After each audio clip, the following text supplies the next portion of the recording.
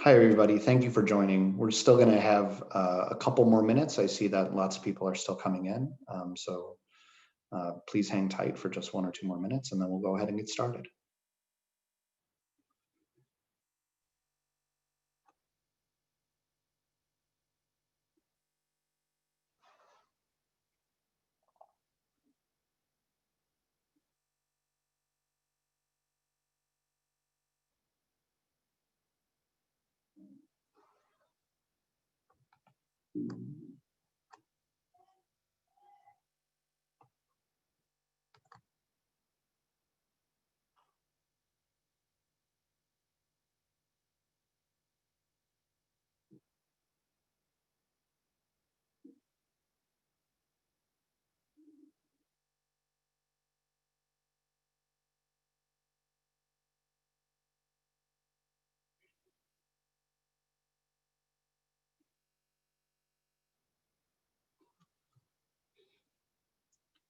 Hi, everybody. For those of you who have just joined, we're just going to wait 1 more minute as I see that many participants are still joining the webinar. So just hold on for about 1 more minute, and then we'll go ahead and get started. Thank you.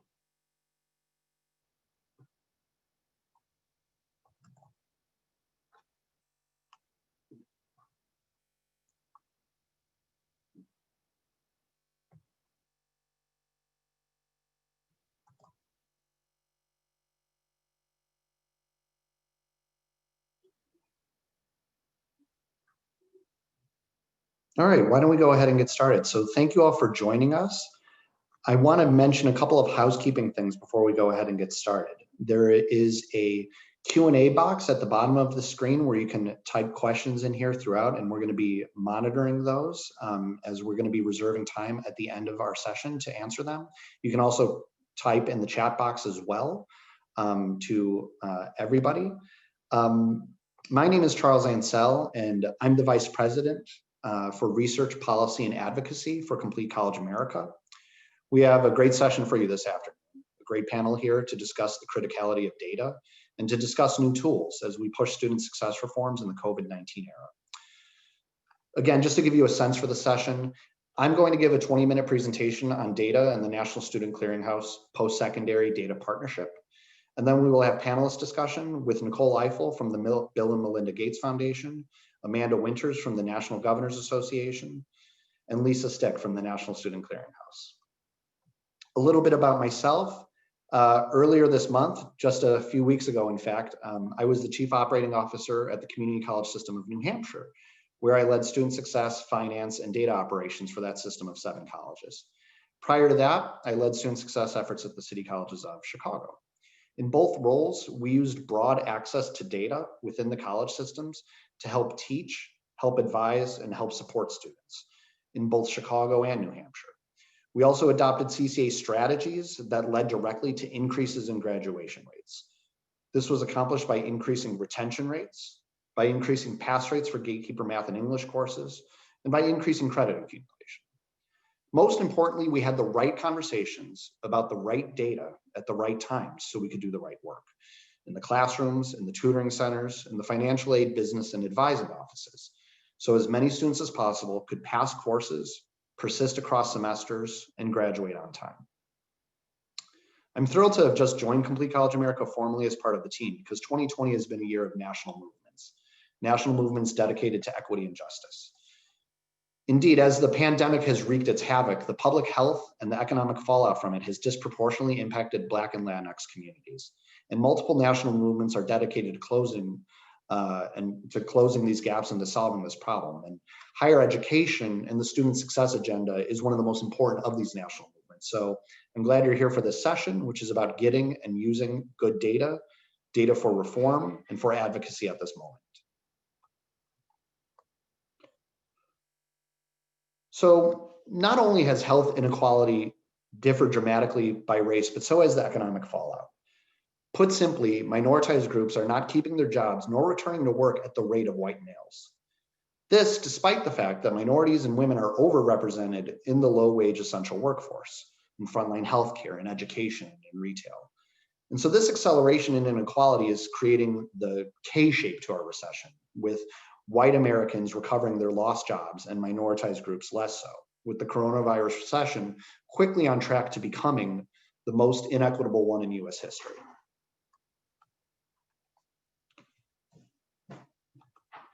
And so in comes higher education, in comes us, the great equalizer. Sure, higher education can close income gaps, can promote social mobility.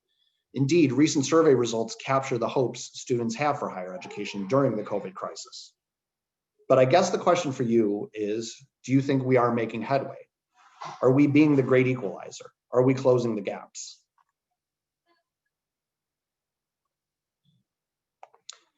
So on the left, you see the educational achievement differences by race over the last few years. On the right, how these achievement gaps predict the student debt crisis. Closing gaps requires, first, knowing them. We can see here on the left that in the last few years, degree completion rates have grown nearly 3 percentage points, which is a single-digit rate, but still something. But that growth has differed by race. For example, white graduation rates are still 50% greater than that for African Americans, and the differential between the two groups remains almost exactly at 16 percentage points 5 years later. And the gap between Native Americans and the national average has actually gotten worse in the same period of time. Now on the right, you'll see that of the nearly half of all African American students who do not complete, which is more than 2/3, 44% will default on their student loans. In fact, 9 in 10 defaulters received Pell money at some point, and half of them overall never get a credential to show for it, it being all the subsequent debt they're drowning in. The total student loan debt crisis is $1.5 trillion. From a sector perspective, that debt principal is twice the amount higher education spends on students in a given year. From an individual perspective, that's part of why any economic recovery will likely have a K-shape, because that student debt represents economic demand not present. It represents cars not purchased, families not started, choices on health and happiness, the great equalization effects that as individuals, people in fact have to forego. During COVID, we're already seeing a decline in enrollment in higher education. One of the most stark examples being that there has been a 23% decline this fall for first-time college students in the community college sector. So as a student success movement, we have to ask, what are we doing to meet these challenges? And what are we doing to stop inequities from getting worse? We need to start winning on this front because education with an equity focus is COVID recovery. And we need to continue, or in many cases start, using data to do the right things, to have strong policy and advocacy for those who need it most.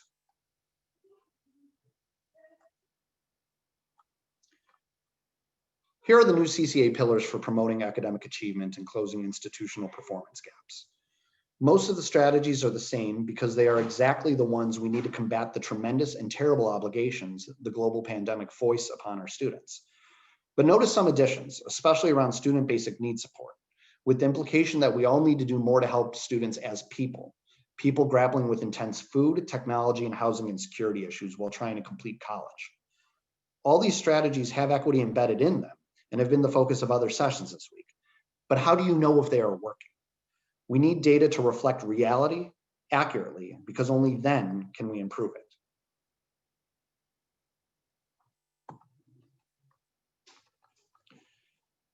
CCA prides itself on data to explain problems in student success and to overcome them. And as you can see on this slide, it was data on credits to degree a decade ago that led to national reforms on academic pathways. Then, moving on to various developmental education and credit accumulation measures, we use data to uncover where students may fall off. From there, we develop solutions to prevent that from happening and to help those who may have fallen off get re-engaged with college. Now COVID has made budgets unbearably tight. And you know as well as I, tight budgets demand knowing which reforms require what levels of resourcing to continue to increase on-time graduation rates. So at CCA, we're working with the National Student Clearinghouse on the Postsecondary Data Partnership, or PDP, to close institutional gaps. So you can't really quantify what you value. But once you put a stake in the ground around student success, you need to be able to have immediate insight into all data points that matter, to know what works. The current state of data collection today is strong on one level, mediocre at another, and relatively poor at one more. And I know that this varies by state and by college. But so up top, you've got publicly submitted data to the US Department of Education on basics around fall-to-fall retention, student completion, grad rates, and outcomes measures, and this is strong. and we can benchmark performance, including in fighting for equity across institutions and states. But below that, capturing data that actually looks forward to what graduation rates might be, data that picks up whether students are completing the intro math and English courses that predict their success, whether they are passing most classes that they attempt, and whether they are persisting across semesters. These are the measures that predict ultimate graduation rates and times to completion. And below that layer, how much does this all cost students per semester and overall? How much debt are they taking on? And are they able to pay it back after graduation? The PDP tackles the middle row here in particular. A national movement for having higher education actually realize its mantra of being a great equalizer can't just be a whole lot of talk. There not only needs to be sharing of best practices, but actual sharing every semester on how it's going, whether reforms like those listed in the 4 pillars, whether those are working. New collaborations and learnings need data and performance as the bedrocks for comparison and for change. And although I've only been at CCA a few weeks, through conversations I've had with some of you, I've already gotten calls to form a group of data leads to have these conversations. But these conversations must involve comparable data on results from reform efforts, because only in this way can we have a real quantitative sense of what's going on across the country. So what does that data look like? On the left hand of this slide, it looks like seeing data across multiple student types. It must be broad, and it must capture student achievement rates inclusive of those who attend multiple colleges. Finally, it must capture performance on the reforms in the 4 pillars, which you can see on the right. And you can also see here the measures that the Postsecondary Data Partnership captures and the related strategies next to them.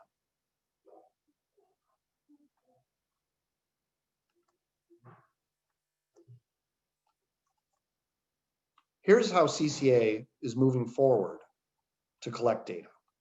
On the left, colleges and universities and states submit raw data to the National Student Clearinghouse. NSC combines this data with its repositories of transfer information to generate dashboards and analysis files. These, in turn, are sent to CCA, thus removing from the process complicated templates and collection procedures. The benefits include quicker reporting, easier comparisons across colleges, sharp relief and presentation of institutional performance gaps, more collaboration as a result of all this, and ongoing direct input into the technical roadmap of this collection process.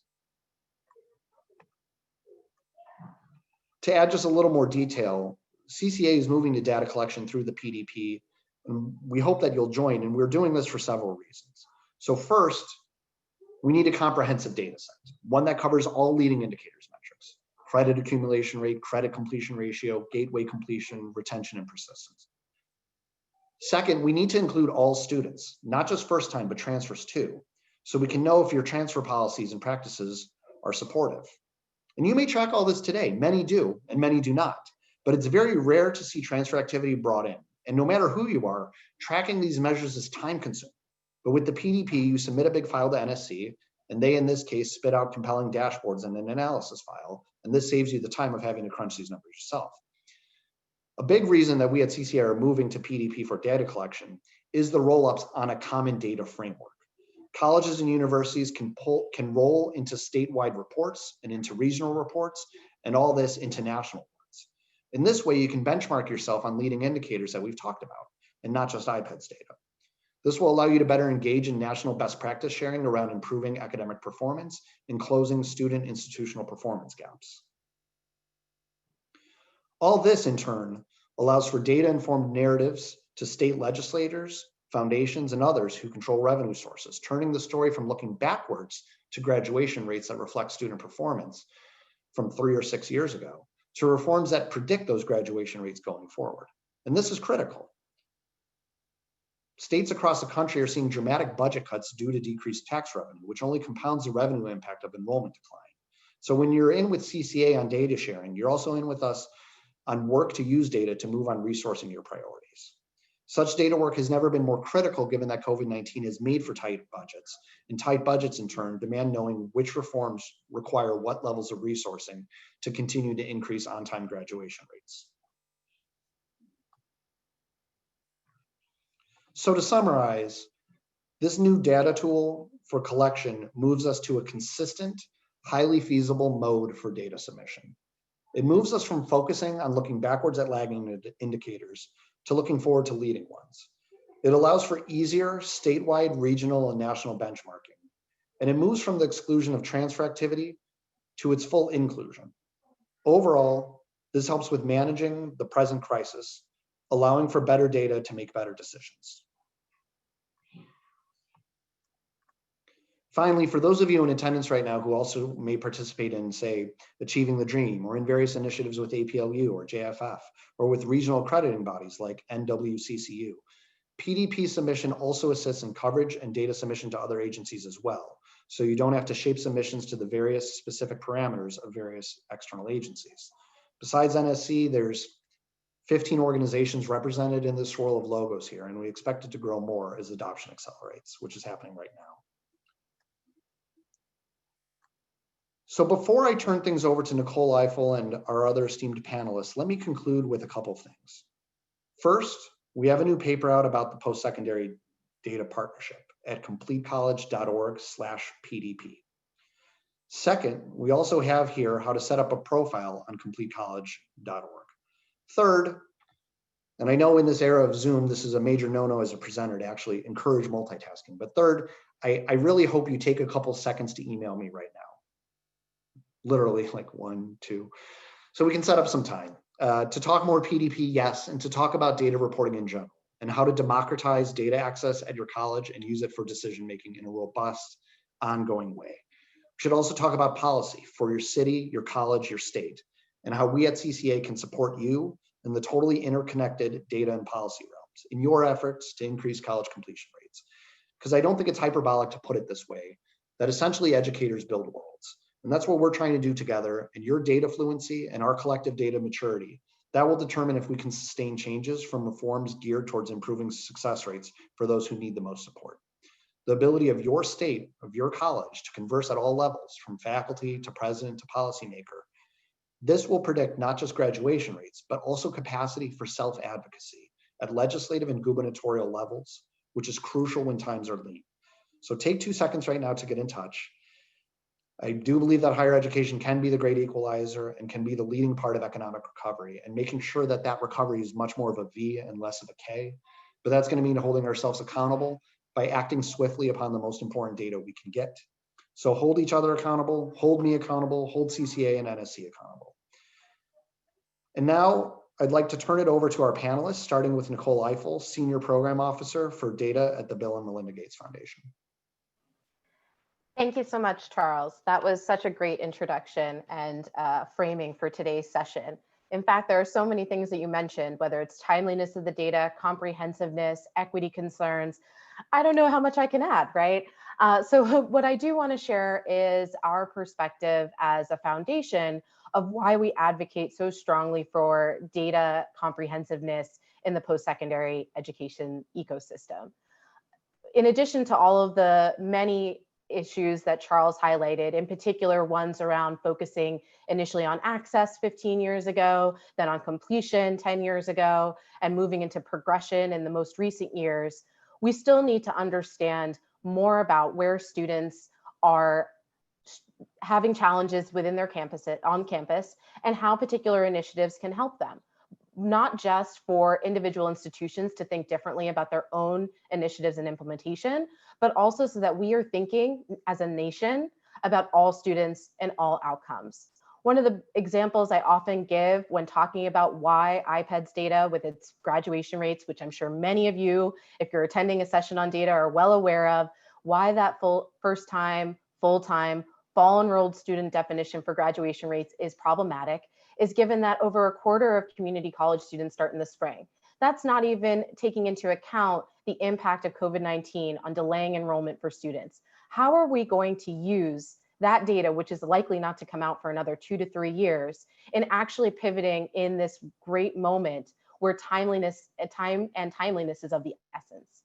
So from the Bill and Melinda Gates Foundation's perspective and mine personally, sitting on our US program data team, we really want to make sure that there are opportunities for comprehensiveness and comparativeness across institutions so that not only do you not have to wait 3, 5, 10 years to understand whether a particular initiative works by looking and waiting for comprehensive benchmarking at the federal level, but also so that you can actually be thinking about benchmarking relative to your peer institutions. There are a lot of new initiatives that I anticipate emerging out of the COVID-19 crisis. And if we can't come together and understand how those are moving the dial, especially for minoritized students and students from low income backgrounds, we are going to fail. So the one example that I'll give to you in terms of talking about how a quarter of students start in the spring, how we know that part-time enrollment continues to increase, not just to community colleges, is the idea that if you're looking at your graduation rates in iPads, or you're looking at data that only focuses on that first time in college cohort, you may say, you know what, our students' retention is problematic. We are going to implement some sort of intervention, and we're going to hold it at 3 o'clock in the afternoon. And then fast forward 6 months, you're looking at whether you move the dial on increasing retention in that 6-month period, term to term, or year over year, and you may be surprised not to see any movement. Well, if you're focusing your initiatives only on that first time cohort, only on a group of what we have historically called traditional students, you're going to miss out on ways to structure initiatives that are actually responsive to the unique needs of your students. Working adults are not going to be able to attend a 3 p.m. orientation session. How do we push our institutions and our community to think differently about the way that we implement existing initiatives to ensure that we actually are narrowing the gaps in attainment and also removing race and socioeconomic status as predictors of student success? So I'll leave it there with just, as you can tell, I'm super passionate about this work, and I'm going to pass it over to Amanda to give a perspective from NGA. Thank you so much, Nicole. It's really a pleasure to be here with all of you today. My name is Amanda Winters. I'm Program Director for Postsecondary Education at the National Governors Association Center for Best Practices. So just a little bit about the center so you can see what perspective I'm coming at this from. We are the technical assistance and consultative arm of the National Governors Association. I have the privilege of working for governors' offices and with agency heads to develop strategies that address challenges and better serve the residents of their states. While my portfolio is post-secondary education, and I come from a post-secondary education background, both at an institution and also at a SHIO agency, I'll tell you that I see higher education as a pathway out of poverty, a pathway to opportunity and family-sustaining wages. Education is one of the greatest tools that we have as we work towards equity of opportunity for all. So we try to connect whatever data sources we can across human services and education and workforce training, employer needs. We're looking at data constantly to frame the policy recommendations or technical assistance that we bring to state leaders. This is especially true right now. As Nicole mentioned, this is a unique moment in time, and this is the time where we need to be looking at what's the data that's helping us make some of these decisions.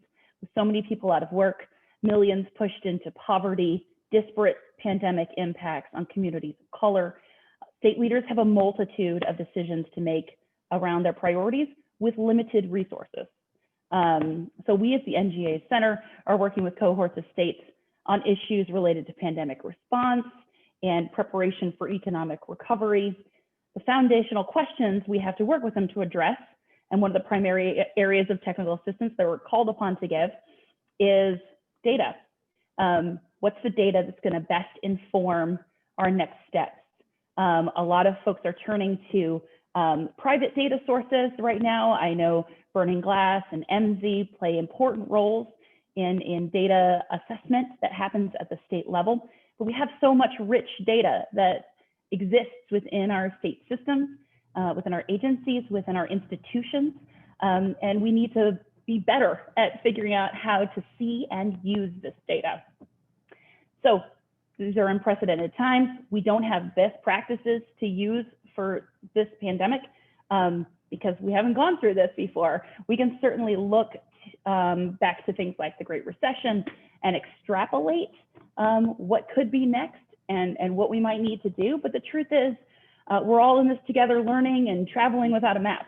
So we're just trying to figure out where we can, what are some solid places that we can look in our data and the work that we're already doing to figure out how best to respond to the things that are occurring right now in education and in our workforce as folks are so negatively affected by the pandemic. So the best strategy we have is to access and analyze these key data sources and understand how it translates into action. This is why the conversations like this one are so critical, measuring what works, being able to connect to programs that give outcomes for students and learners. These are the types of data conversations that can drive investment and strategies that are really meaningful right now.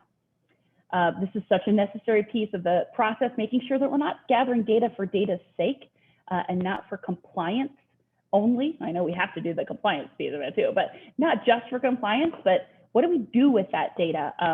How does it improve our work? And you know, this can be also an opportunity to think about how this data can be more inclusive. As Nicole mentioned, some of our current metrics that we look at nationally are not inclusive of our student populations. They're not reflective of the real needs that occur at our institutions across the country. So I'm excited about how partnerships of this type can get at that nuance and can get at the real pictures of the students we're trying to serve and the outcomes that they're getting from our programs. So I'm excited to talk to my fellow panelists today about the post-secondary data partnership, the ways in which these types of metrics can position institutions to fully engage in state conversations around better serving students, how things are working at their institutions, how they're contributing to the economic strength of a state, how they can better position themselves to contribute to the needs that are emerging right now. So I'm learning along with all of you today more about the kind of specific elements of what PDP does, and not just, you know, broadly, I'm all in, but really learning about what goes into the specifics, what could we really learn, what are the metrics that are out there, and how powerful could this data set be for larger policy conversations. So as you can tell, I'm not the one to tell you about all the elements of PDP. To do that, I'd love to transition it over to Lisa from the National Student Clearinghouse to really dive in with us and help us all learn more together. Lisa? Thanks, Amanda. I am Lisa Stick from the National Student Clearinghouse. I work with the Post-Secondary Data Partnership Project, and I think it's helpful to know that I come to this work from a really deep practitioner perspective. I spent more than 25 years working in community colleges, in leadership roles, most recently a long stint as a vice president of academic and student affairs. And this is the kind of tool set that I would have loved to have at my desktop. As I think you've heard from all of our presenters, we're looking for data sets that can help us with the macro view, to be able to count all of our students, to be able to have a consistent platform that allows us to not only have consistent conversations within institutions, but across institutions, across state lines. And the PDP helps provide that so that we can build that accountability and that comparability to be able to look at our outcomes.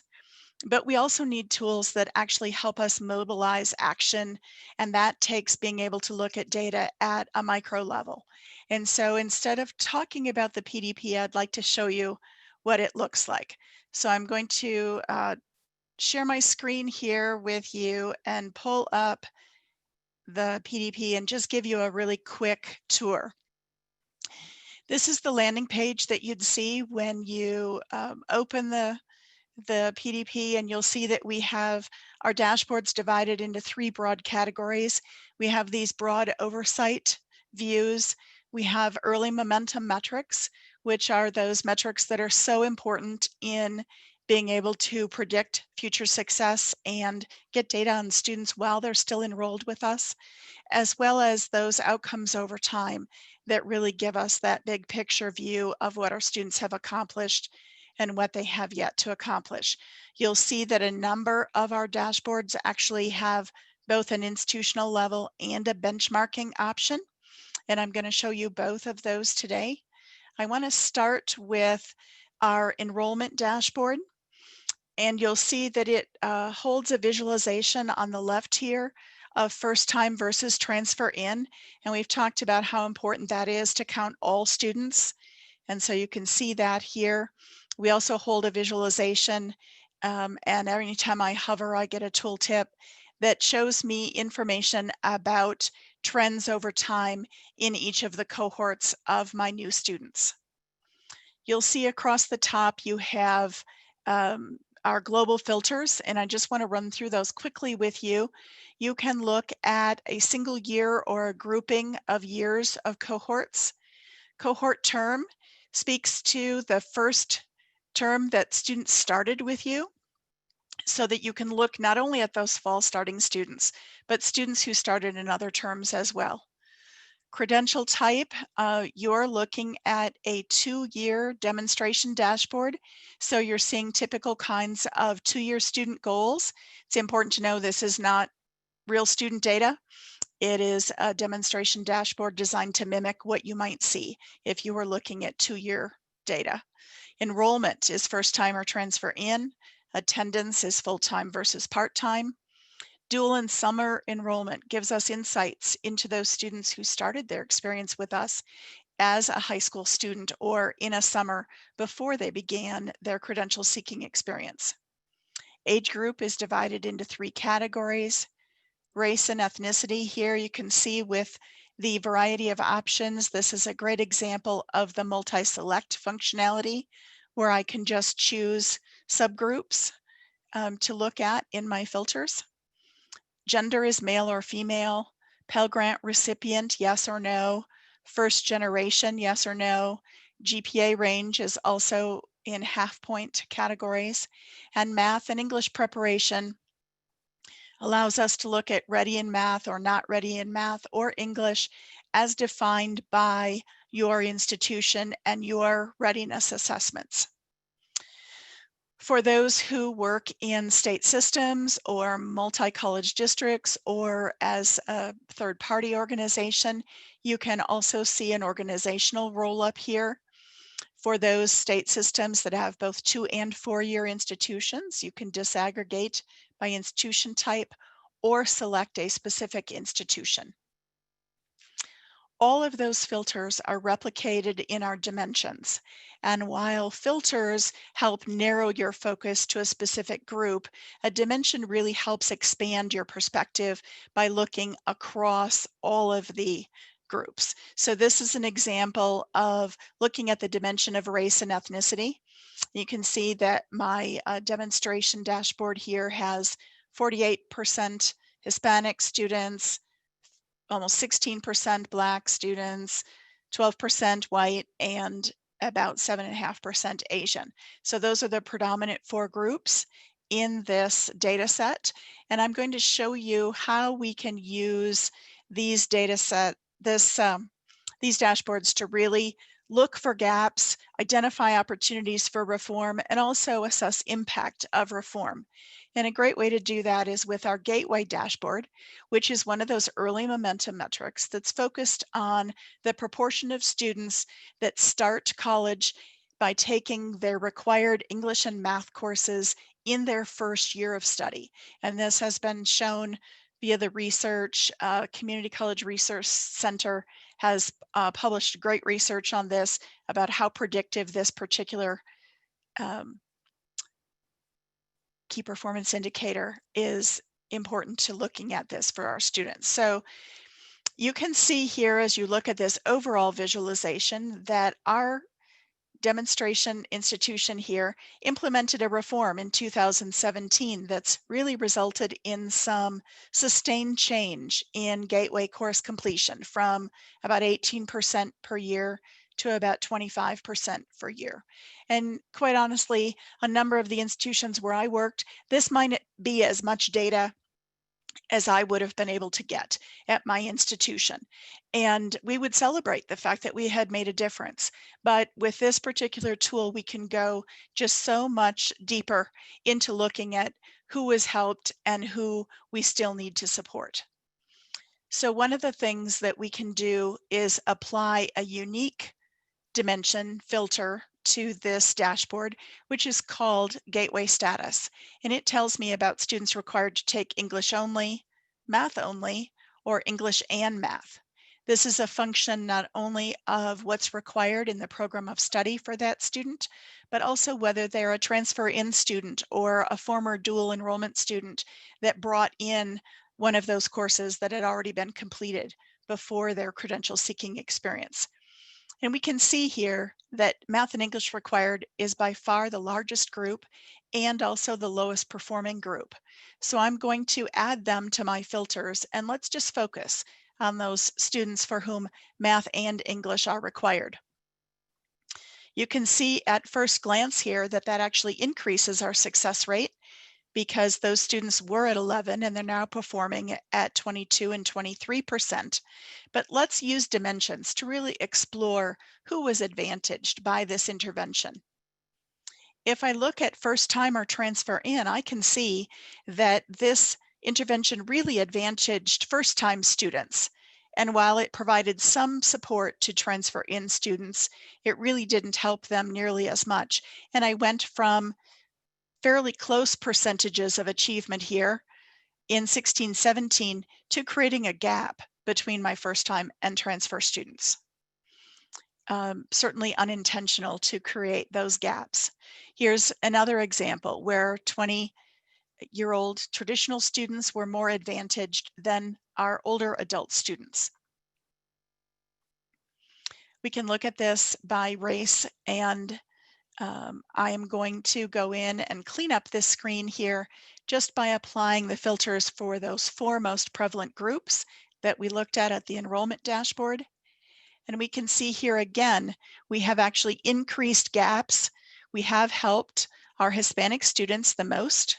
They are by far most prevalent in this population, but we're leaving some students behind. We're leaving our Black and Asian students behind, and creating larger gaps for them where our intervention has not closed the gaps, and in fact has created gaps. One of the most interesting things to look at here, I think, in this example is looking at GPA range. When you look at the Gateway dashboard, you're really looking at 2 mirror images here. Top right is percent completed, bottom left is not completed. So you can see the nice drop in the height of the bars for all students with a 2.0 or above GPA, which is telling me that we've made a difference for those students. But you're not seeing that for students with GPA of 2.0 or less. And to see that more clearly, I have this subgroup gap analysis tool that really allows me to depict that even more clearly. I can choose 2 options to compare, and I'm going to look at 1.0 students depicted here in blue and the 2.0 students here in orange, and the gray is the size of the gap. So you can see the gap was about 5%, then it was about 3, and with our intervention, we've now created a gap of over 13% between these groups. So we can take this level of information back to our intervention teams to say, how can we refine this intervention to actually reach more students? We've left some students behind. We didn't intend to do that. How can we really retool these interventions to be more effective and to close these gaps for students? And finally, I want to show you one of our benchmarking dashboards. This is our outcomes dashboard, and you'll see that our institutions are on the left and our benchmarking institution is on the right. I've pre-populated this for us today with looking at just 2 cohort years, 14-15 and 15-16. I've chosen 4-year outcomes, and I've also chosen to focus here on traditional age students that are also Hispanic. I also focused my benchmarking on looking at all the states that I can benchmark against and other 2-year institutions. You can see here that I do have the ability to look at the specific institution names that I'm benchmarking against, and then I see the data across the bottom. And this is where one of the value-added components comes in, because I can see students who are not enrolled, not only at my institution, but not enrolled at any institution because of that degree in enrollment verified data that the clearinghouse holds. The second category is outcomes at my institution, where I can see the percent that are still enrolled at 4 years and the percent that have completed an associate degree. And then this third category, again, new information for many institutions. What has happened to those students that started at my institution and went elsewhere? Here I can see that 8% are enrolled at a 4-year, another 5% are enrolled at another 2-year institution, and I have 3% that have earned their bachelor's and another 2% that have earned an associate degree elsewhere. So I'm not only able to see those outcomes for myself, but I can also compare benchmarks here. So in this case, I can see that my institution has higher percentages of associate degree completion, but my benchmarking institutions have a higher percent of students that have transferred, and in particular, a higher percent of students who have already achieved a bachelor's degree.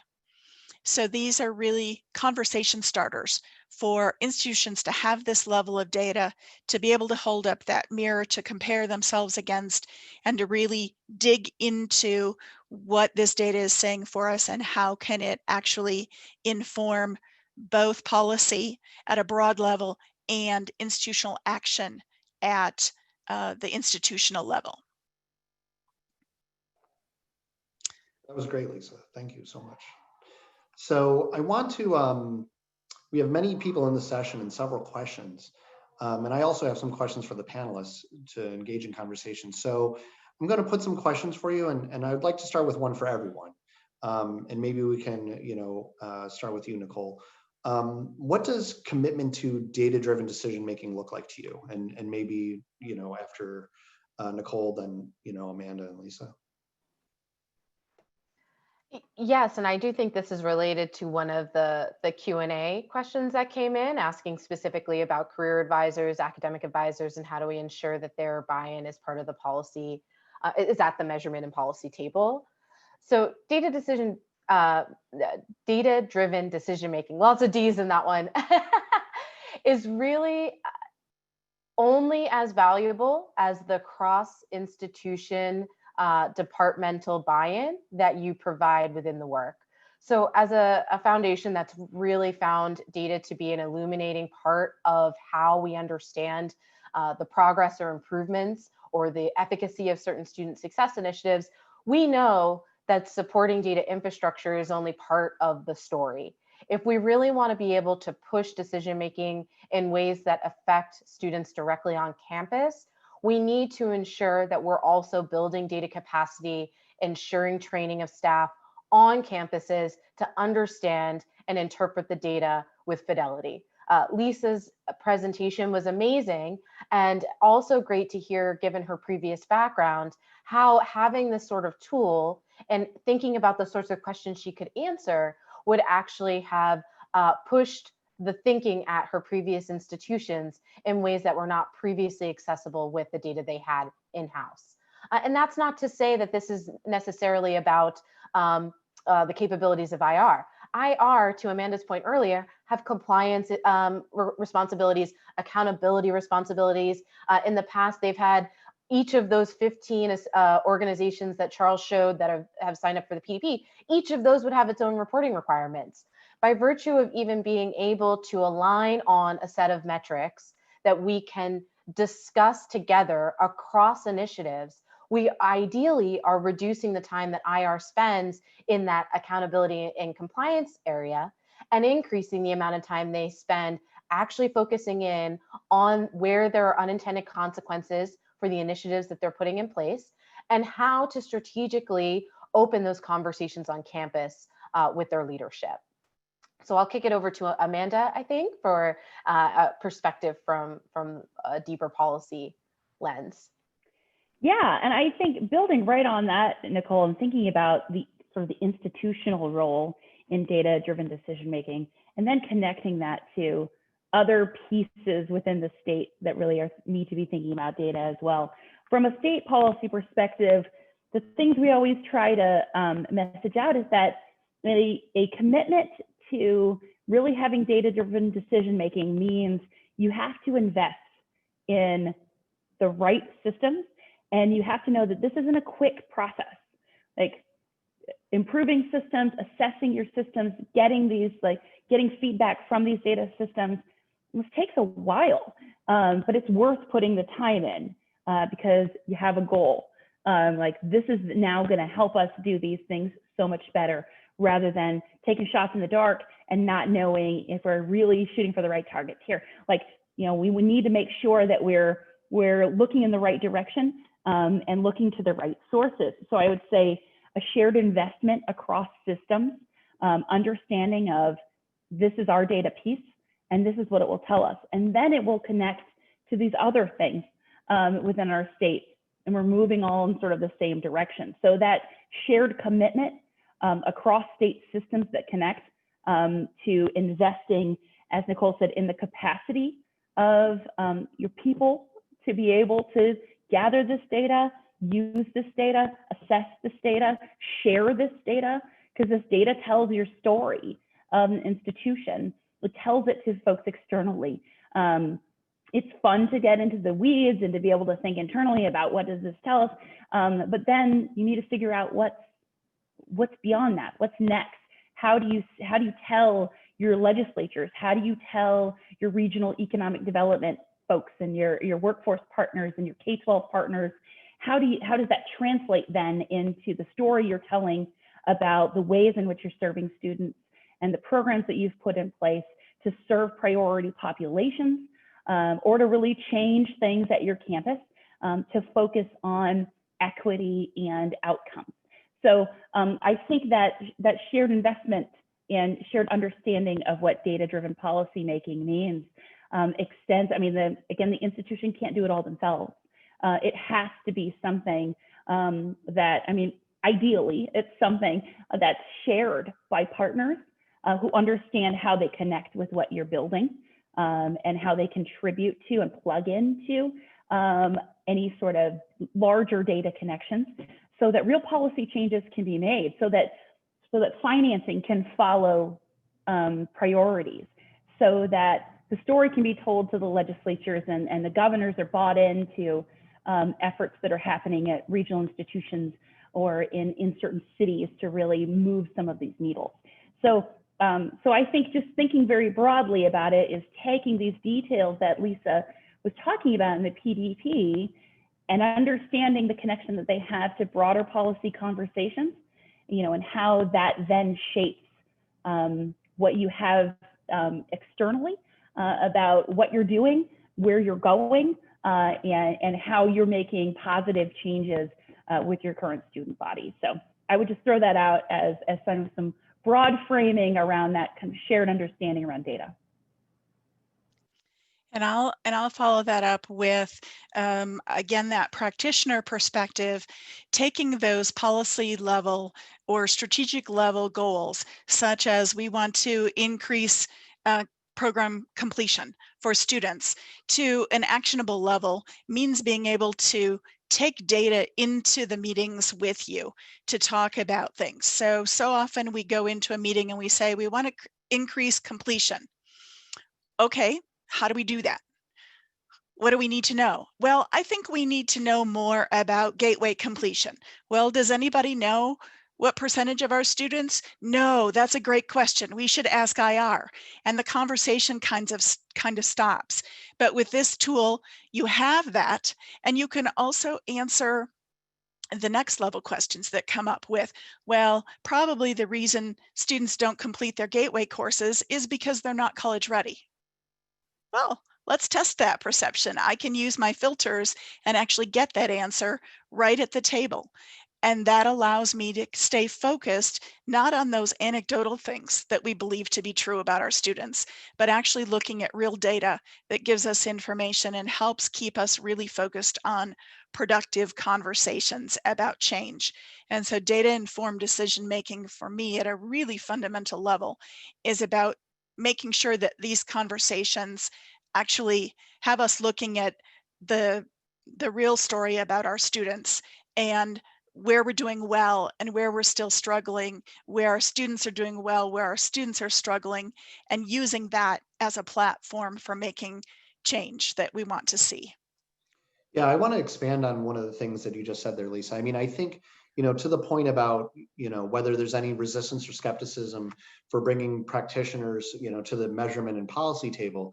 I think, this is certainly from personal experience, but I also, believe that the highest performing higher education institutions are ones that democratize data access, right? So it's not too walled off or siloed off, because the fact of the matter is that if we're talking about advising or financial aid or uptake of those things in the data that we're looking at and trying to implement the reforms, if we don't actually have the people who understand at a truly detailed level what it all means and all the nuance that's embedded in it, then you're going to be at a loss, right? And so, just to address that point, I don't know if, I couldn't really answer the question about why there is necessarily resistance to bringing practitioner level folks to the table, because I do think that might be like a per institution thing. And I can, give some things that I've seen in my own personal experience, whether it's just inadvertent data siloing or just trying to ride that balance between confidentiality and privacy. But I do think that there is a bit of a tendency to err more on the side of walling things off as opposed to making things broadly available and being an open book. So I do think that's important, when you deploy something like the PDP in your environment and NSC is doing the legwork to crunch all these numbers, that this is something that needs to be broadly accessible, because only in that way can you drive the performance dialogues on the regular basis that you need to actually affect the change. I'd like to add on to that, Yeah, Charles. One point from my perspective around some of the resistance or skepticism or concerns, and we may be reading more into what this individual put forth in their question, but I also get the sense that IR is often reticent to share this data, either because they're worried about its whether it will be misinterpreted, and then also whether it tells a negative story about their school. And from my perspective, I really think that this, and Amanda mentioned this in passing in her earlier remarks, institutions need to be able to tell their own story. In the absence of putting out information that's transparent, that allows you to lay out and reflect on the challenges you're having as a school, you are beholden to federal reporting that may actually be wildly disconnected to the reality on your campus. So to me, it's one of those where there's this concern about sharing the information, when I really think that we should be changing the way we even think about data, that this is a work in progress. Having data fluency is a highly sophisticated and not broadly noted skill in many fields, not just institutions. And I think we sometimes, by hiding the data or keeping it under this lock and key, sometimes it's privacy, and that of course is a reasonable concern. But I think sometimes we're kind of feeding into that same narrative by saying it's so sophisticated, we're going to have it behind the scenes, instead of saying everybody has data challenges. Everyone, even when they put something out, may find a mistake or an issue in the data. And you know what that tells you? That actually tells you that perhaps some of the reporting that's been in a spreadsheet for many years was incorrect. And you know what? It's better that we think about and figure out how to change that than to continue to hide that in some way that isn't actually going to change practice on campus. So to me, it's also just around, how do we get away from thinking about data as this perfect thing that only can come out when it's highly curated, and really think about it as part of the continuous improvement process that we put on students. We talk about student success and continuous learning, and yet sometimes we don't internalize that in our own work itself and pushing forward on transparency. I want to add one quick thing to that and then do a quick housekeeping item. But yeah, so I completely agree. I mean, I think that's such an important point, right? That there's data for compliance functions and then there's data for decision support functions, right? And I think that the only way that all that we're sharing and all that Lisa demoed and everything, the only way that this really matters is if it actually improves outcomes. And you can't improve outcomes unless you are quick and immediate and democratized in the data availability, and if you can tie them back to the interventions that you're trying to see, what, you know, specifically around, you know, from a CCA lens around those 4 pillars, which, you know, the PDP, you know, really helps answer. But if you don't have that, then you can't ever structure the regular dialogues with all the practitioners, with the advising office, with financial aid, to be able to run this down. I do want to mention, so we've gone through a couple questions. We're at 3:55. I'm going to keep going through a couple more questions. At 4 o'clock, what we're going to do is we're going to continue with the Q&A and sort of like a lighter version and a sort of like an office hours version, because if we were all in person at a conference and hanging out, and 4 o'clock came around, lots of people would come up afterwards and, you know, maybe have questions for the panelists. And so I want to make sure that we allow for that. Amanda, I know that you have to jump off at 4:10, so I'll try to front load any of those the questions that come in for more of a policy angle. But I just want to know at 4, if you need to go and jump off, that's, you know, certainly fine. And for those who want to stick around and continue, you know, going through the questions that we're going through now, that would be great as well. I do want to get in a couple quick product related questions for you, Lisa, that have come through. One is around Perkins and whether you know if PDP is set up to be in line with requirements for Perkins 5, including disaggregation by special populations targeted. Right. I think that you can get some partial answers for Perkins 5 right now. We don't have program level data in our dashboards. We're actually currently building a new product that will allow for course level data in a future iteration that will be released in 2021. And so there would be more information at that time that would align with Perkins programs. And so some of the data could be garnered in alignment with Perkins 5, but it's not a perfect alignment right at this point.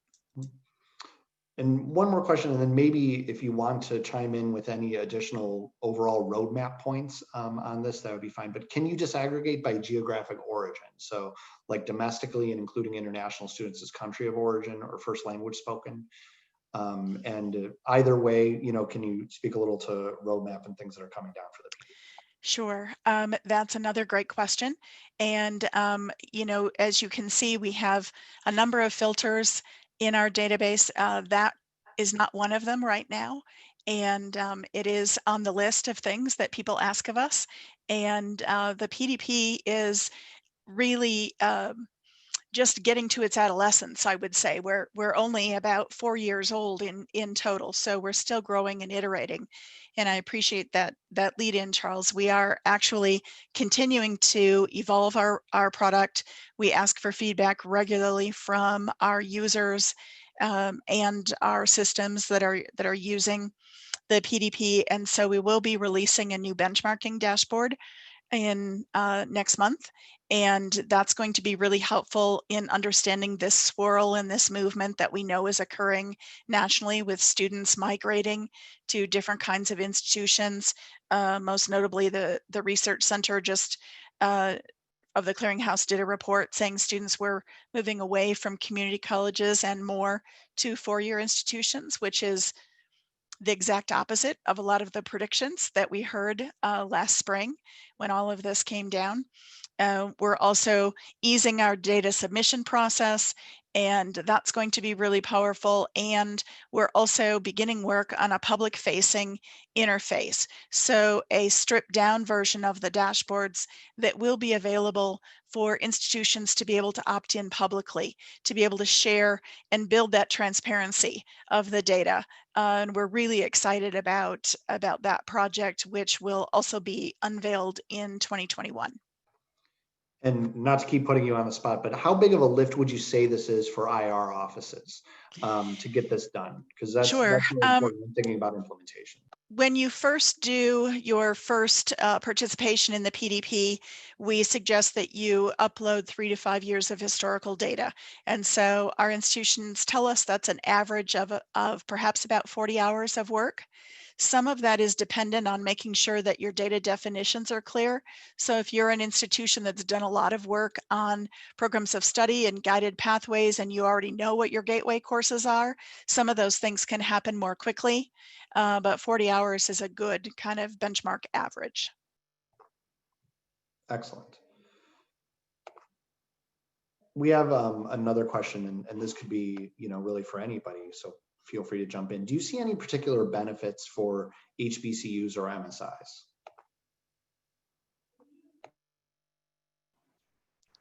Well, just so that poor Lisa can have a break. I mean, I do. I mean, so certainly, first and foremost, the benchmarking itself is mapped to Carnegie classification. Some of those are aggregated up. Tribal colleges and universities are actually a separate group.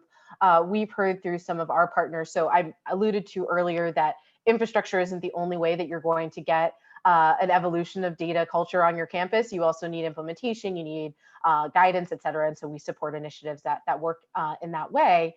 And we found that actually, in particularly for tribal colleges and universities, their benefit has been they don't have the capacity. It's usually, half a staff member, maybe one full staff member in an IR office. They can't be building these visualizations on their own.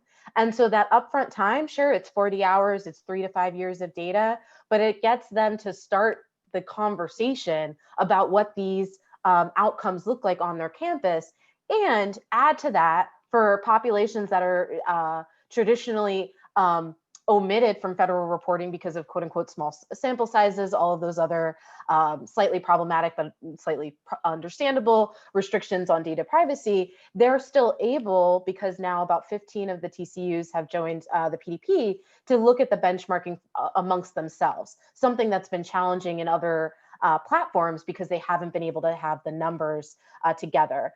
Similarly, HBCUs and HSIs are listed as definitions that you can look at in the benchmarking.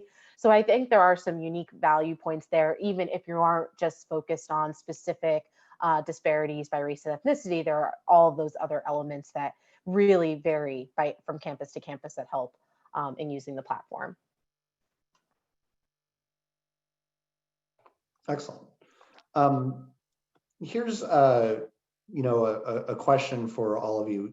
From your perspectives, and maybe we can start with you, Amanda. What are the most promising or unexploited opportunities that institutions and states have for using data to improve student academic performance?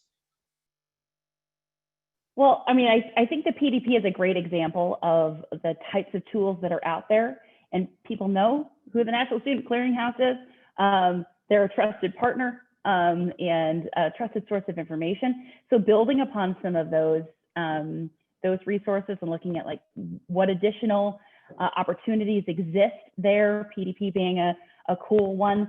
But then I think also really thinking about measuring the things that we talk about. So we talk a lot about stackability, we talk about scaling, we say all these words. And of course, in the policy space, I say these all the time. I mean, I hate myself sometimes for how many buzzwords I throw into my day. But the stackability of credentials, and we don't do a lot of work on actually looking to see if people are moving through the pathways that we establish for them at our institutions or as transfer pathways. We have a lot of opportunities to look at articulation agreements and transfer agreements and see if those things are really working. Some institutions do that well and assess that type of pathway. A lot don't.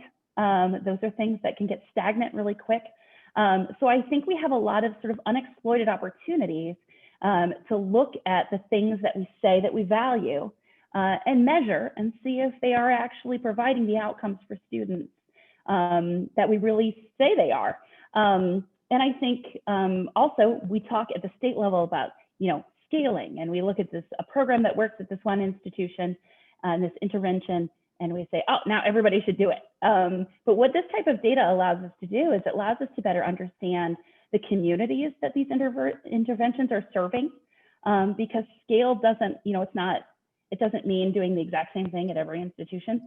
There's different elements that play into that, different student makeups, different ages they might be serving, different types of campuses. And so this nuanced data allows us to understand what scale might mean for something that's working. And then I think just building on some things that were put in the chat, and Charles, you mentioned, I think a lot of times people are nervous to share the data because it can be used as a hammer rather than sort of a building opportunity or a learning opportunity. And you certainly don't want to sort of sabotage yourself when the people who are looking at this data might not understand what this data really tells us, or what opportunities this data sort of opens up for us, what kinds of planning conversations, and might look at it as, just a negative, or, without really understanding the context. And so not wanting to share that, I've certainly had that in my experience where, I don't want to pick on state legislators, but maybe a state legislator gets it and they're like, this is what this means. They're like, no, that's not what it means. But then nobody wants to go backwards and talk about, what is behind that data when it gets out. So you want to be able to frame that data up before it gets out. And then that just puts us sort of as we're scared of interacting with the data. And that's a huge shame. So I think bringing more people to the table and understanding that democratization of data that you guys have been talking about, I think is key, so that more people understand what lies behind these data points.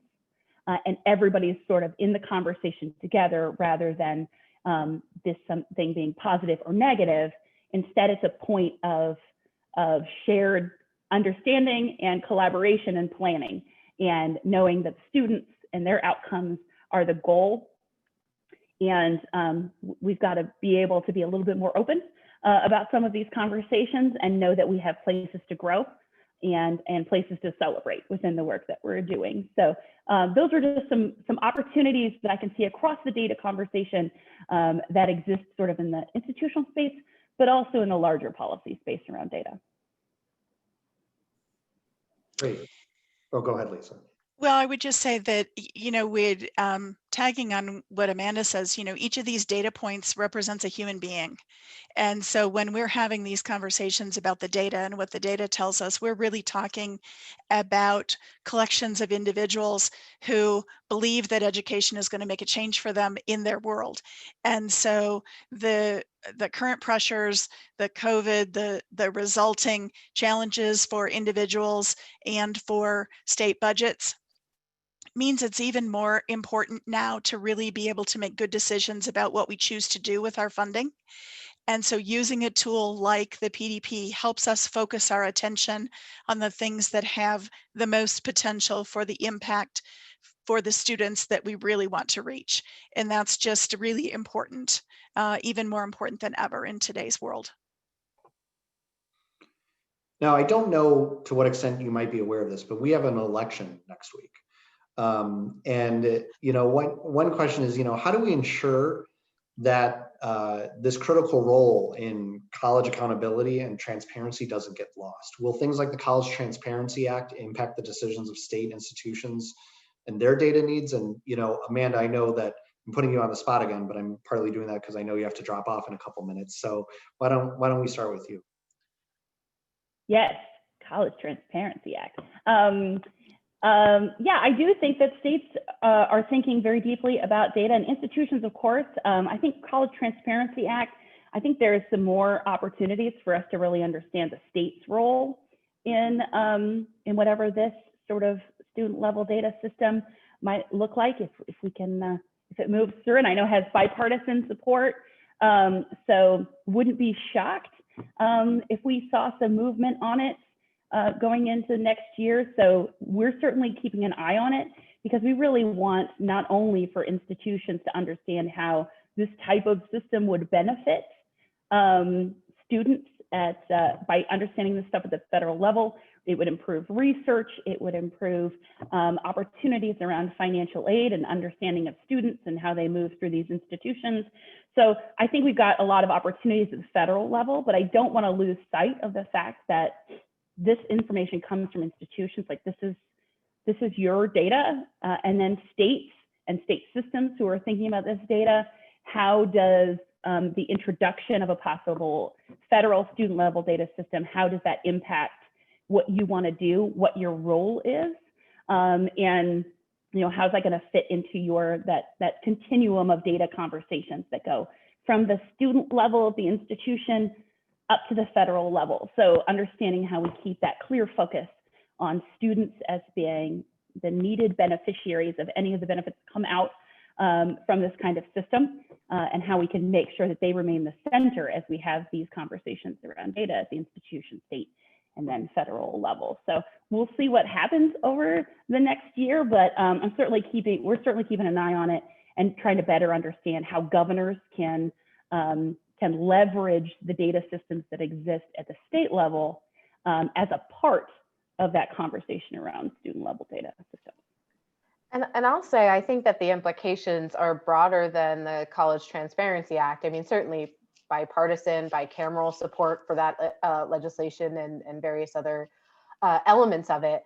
But in both the current administration, the prior administration, and whomever ultimately is our leadership next year, all of them have been really big proponents of evidence-based policymaking. There was the commission that several years ago that released a series of recommendations that ultimately resulted in the federal data strategy that's been implemented by the current administration, and really has a lot of strong support on how, with finite dollars and limited budgets, do we leverage existing information in ways that are more effective for decision making. And so I think that there are, while there are other places where there could be shifts in impacts of administration relative to actual policy, I do think data and the importance of it in all of these contexts actually continues to be an area of agreement across our leaders, our administrations. I can't get the word, but you know what I'm saying. Yeah. I was trying to avoid across the aisle because I'm sick of that term, but yeah. Bipartisan. Yeah. So Lisa, we've actually got a couple more product questions for you. One is, can the analysis focus on students in a particular major or compare success of students in one major with students in another major? There's a lot of interest in doing that, of course, and so one of our new innovations will be our course level analysis ready file that will be out in early 2021 that will permit that level of information to be garnered by institutions. So it won't exist within the dashboards themselves, but within the analysis ready file that we really haven't talked very much about, that is part and parcel of the product that you get with the PDP that is student level data. And so it includes not only student level data that comes from the institution, from degree and enrollment verify, but also some of the derived metrics in the dashboards that allows you to really dig in. And so using that analysis ready file does permit analysis by program and major. And I actually have another question regarding how the PDP interacts with your existing data systems, right? So can you go into a little bit, whether it's like student information systems like Ellucian, or, different data warehousing schemes that different states or colleges have set up? How does this complement or add to these existing data infrastructures? That's a great question.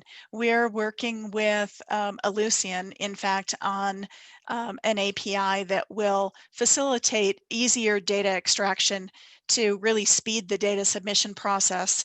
And we started with Ellucian because Ellucian represents about 60% of the market in terms of student information systems nationwide. But we also are working with Genzabar institutions and PeopleSoft institutions and homegrown system institutions.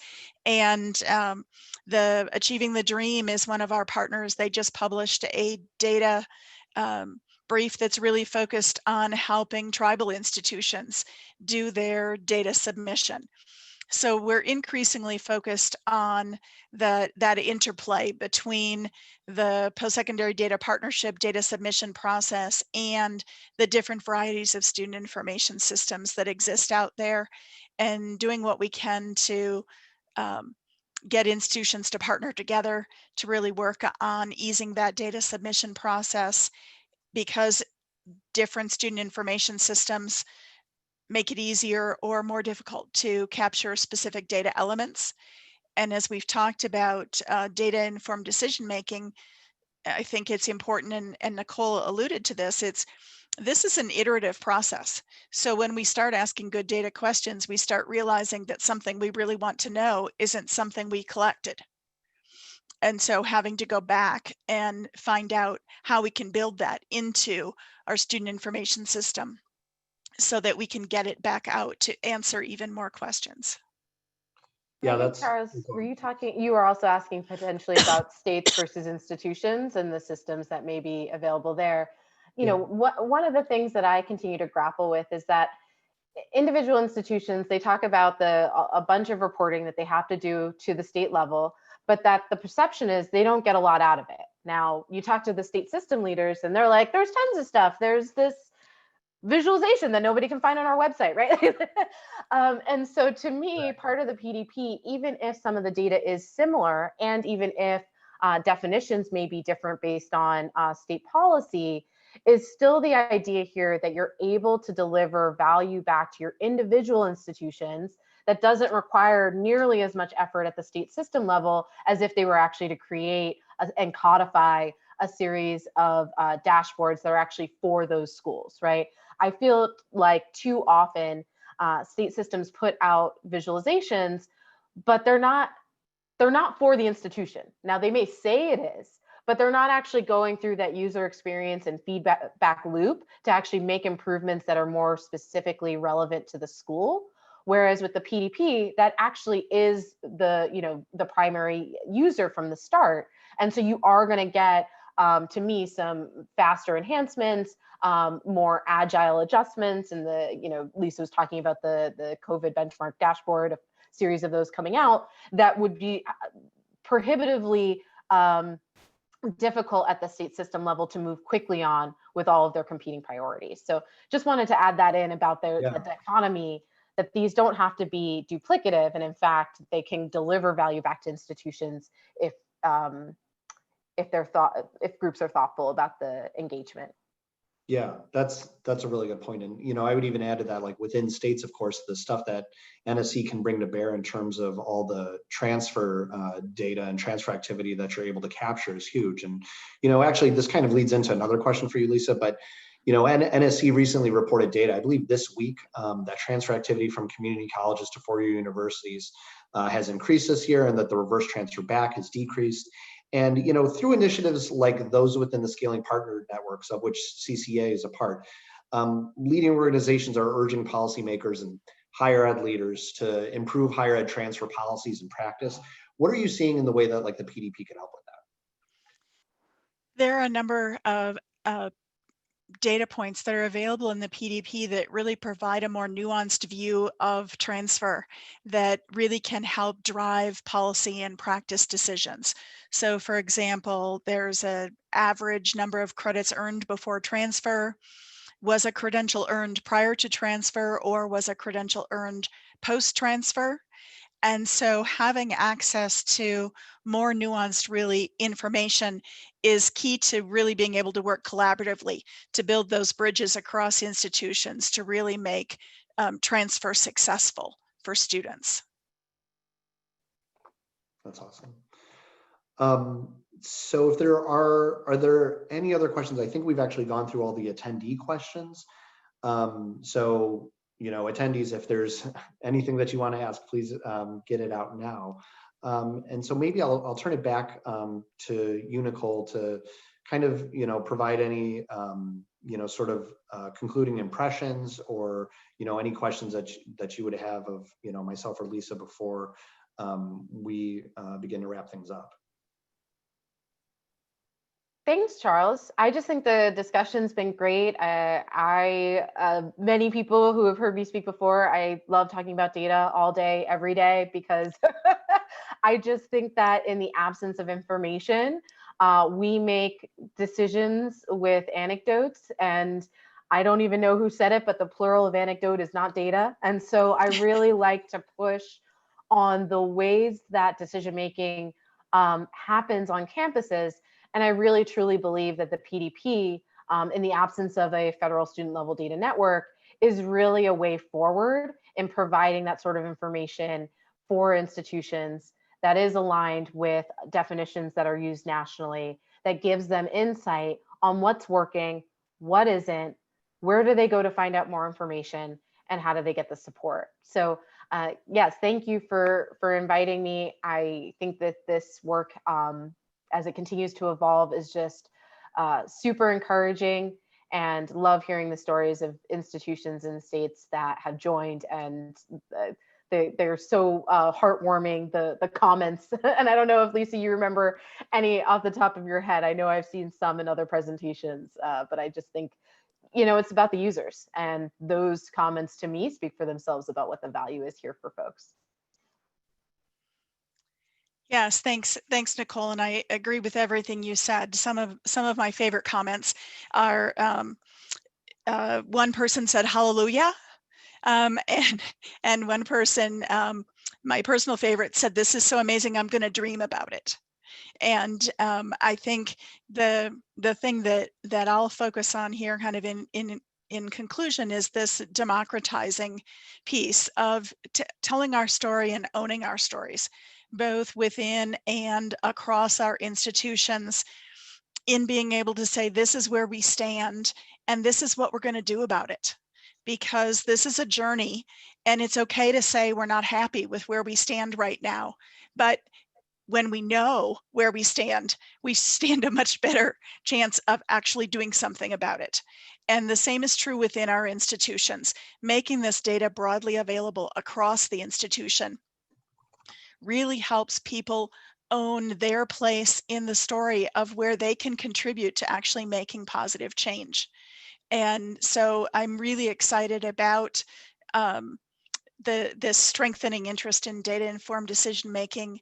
The PDP is a wonderful tool. I'm a huge fan, and there are other people working on the same kinds of things. It's just really important to really use this concept of democratization, because it does actually make a difference for us as we move forward. That's excellent. I did actually get one more question for you, Nicole. This person writes that the true innovation in this work is scale. And so institutions are important, but getting states on board is better. So how is the Bill and Melinda Gates Foundation working with other philanthropies that can be a catalyst to have all national projects tracking with the same metrics? Absolutely. It's like folks are reading my 2021 goals. So we, have supported the PDP from its infancy 3 years ago. The Lumina Foundation was actually a co-funder and supports the work for the first 2 phases. They've recently been thinking about the next iteration of their strategic plan. And we've heard a lot of interest at the funder level that really pushes on the idea that if we can get to a shared understanding of the metrics that matter, that cover all students and all outcomes, then we can have that scalability. I hear in that question actually 2 different ones, one about the funder engagement piece, but then also one about engaging with state systems. So I just want to make sure I'm addressing both of those. So on the funder side, I actually, I've presented to funders in the last all year. They've been interested. I think folks are still trying to figure out what's the best way to support the work, right? Do you support additional benchmarks, dashboards, et cetera, with the clearinghouse, or do you support institutions or local initiatives more directly? And so for whomever is asking that question, if you've got funders that you'd like to have some help from to support this work, feel free to reach out to me, because the thing that moves funders the most is when there is excitement and interest from the field, right? If it's not going to ostensibly benefit their partners, they're less willing to enter into the conversation. So folks are welcome to shoot me an email, and I'm happy to navigate how to get support in those ways and build that coalition. On the state level, I believe, so Lisa, I think there's what, 9, 10 state systems that have joined. So, we as a foundation are laser focused on scale. We've been a partner in this for multi-phases because we wanted to pilot, test, expand, and then get to this broader initiative of where you actually have the coverage. And I'll say that what you're bringing up is to me a critical element, not just of the sustainability, but the value of the benchmarking. But what we often hear are state entities, institutions, no one wants to go first, right? Everyone wants to kind of dip their toe in after they've seen a few of their friends go in. But unless we have that catalytic engagement from all of you, then scale continues to be a challenge, right? And so if you have particular states that you know are interested or would benefit from more information about this, certainly Lisa is a great advocate, Charles through CCA, and myself, I'm always happy to meet with folks and think about how does the PDP fit into your work? How can we support that transition? Because we know it takes dollars, it takes commitment, and you don't just dream up about this in the future. And so always happy to have those conversations. Excellent. Well, thank you both so much. And thanks to Amanda in absentia and to all the attendees and these great questions. CCA week continues tomorrow. We have a great session at noon going back to the 4 pillars, looking into building equity through structure, and Friday, building equity through student supports. So please attend, please email any of us, be in touch, and let's keep moving forward together, doing what's right for students and for our country by using better data to make better decisions. So thank you again for attending, and I hope we see you tomorrow.